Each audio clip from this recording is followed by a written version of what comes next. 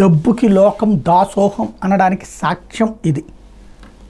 ఓ పక్కన ఇప్పటికి సునీత విలియమ్స్ అంతరిక్షానికి వెళ్ళిపోయి ఆ క్యాప్సూల్ టైం ఎక్స్పైర్ అయిపోయింది. ఇప్పుడు ఆమెను వేరే క్యాప్సూల్ ద్వారా తీసుకురావాలి.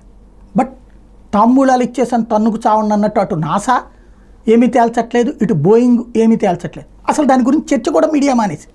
అసలు లాజిక్ అక్కడ ఏంటంటే వాళ్ళు కనుక ఏదన్నా తెలిస్తే ఏమవుతుంది అన్నటువంటి.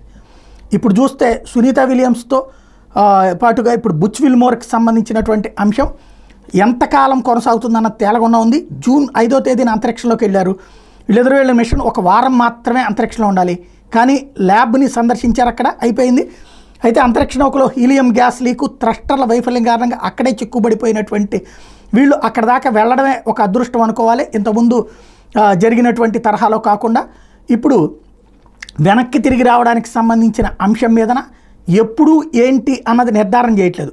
బోయింగ్ క్యాప్సూల్ సమస్యలను తొలగించడం కోసం test pilot Butch Wilmore, Sunita Williams కలిసి తమ పనిని పూర్తి చేసి అంతరిక్షంలో ఉండవలసి ఉంటుందని నాసా తాజాగా ప్రకటించింది. NASA commercial crew program manager Steve Stich దీని మీద ప్రకటన చేస్తూ వీళ్ళిద్దరూ భూమికి తిరిగి వచ్చే తేదీకి సంబంధించి ఎటువంటి ప్రకటన చేయడానికి మిషన్ మేనేజర్లు సిద్ధంగా లేరని ప్రకటించారు. ఇంజనీర్లు గత వారం న్యూ మెక్సికో ఎడారిలో స్పేర్ థ్రస్టర్ పరీక్ష పూర్తి చేశారు. డాకింగ్ సమయంలో ఏం తప్పు జరిగిందో అర్థం చేసుకోవడానికి ప్రయత్నం చేస్తున్నారు. విచారణలో హీలియం లీక్, థ్రస్టర్ పేలవమైన సీల్ కారణంగా అన్ని సమస్యలు సంభవించాయని, అయితే తర్వాత ఏం చేయాలనే అంశం మీద విచారణ జరుగుతోందని అధికారులు చెప్పుకొచ్చారు.